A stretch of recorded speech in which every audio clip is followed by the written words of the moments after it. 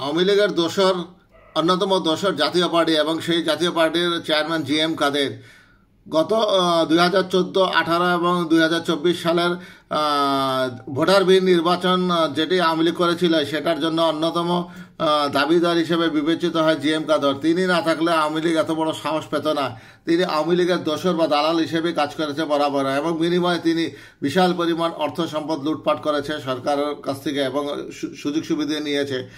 সেই জি.এম. কাদের এবং তার স্ত্রীর ব্যাংক হিসাব জব্দ করা হলো, কারণ তিনি আওয়ামী লীগের দোসর এবং বেশ কিছুদিন যাবৎ আওয়ামী লীগের পক্ষে সাফাই গিয়ে যাচ্ছেন, যার পরিপ্রেক্ষিতে সরকার বাধ্য হয়ে তার বিরুদ্ধে এই পদক্ষেপ নিয়েছে। জাতীয় পার্টির চেয়ারম্যান ও সাবেক মন্ত্রী গোলাম কাদের, যাকে জি.এম. কাদের হিসাবে সবাই চেনে, এবং তার স্ত্রী শরীফা কাদেরের ব্যাংক হিসাব জব্দ করেছে জাতীয় রাজস্ব বোর্ড, কেন্দ্রীয় গোয়েন্দা সংস্থা।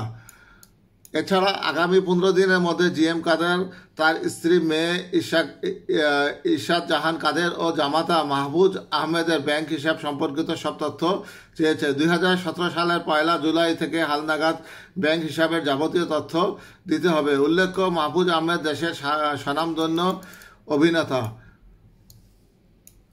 সিআইসির কর্মকর্তা জানান, ওই 4 জনের আয়কর নথি খতিয়ে দেখতে তদন্তের উদ্যোগ নিয়েছেন আয়কর গোয়েন্দা কর্মকর্তারা। গত বছরের জুলাই আগস্টে গণঅভ্যুত্থানে ক্ষমতাচ্যুত আওয়ামী লীগ সরকারের সময়ে বিরোধী দলীয় নেতা ছিলেন জি.এম. কাদের এবং আওয়ামী লীগ নেতৃত্বাধীন জোট সরকারের বাণিজ্য মন্ত্রীর দায়িত্ব পালন করেন। 20 মার্চ দুর্নীতি দমন কমিশন দলীয় পদ ও প্রার্থিতার জন্য ঘুষ গ্রহণের মাধ্যমে অর্থ আত্মসাৎ পাচারের অভিযোগে জি.এম. কাদেরের বিরুদ্ধে তদন্ত শুরু করে।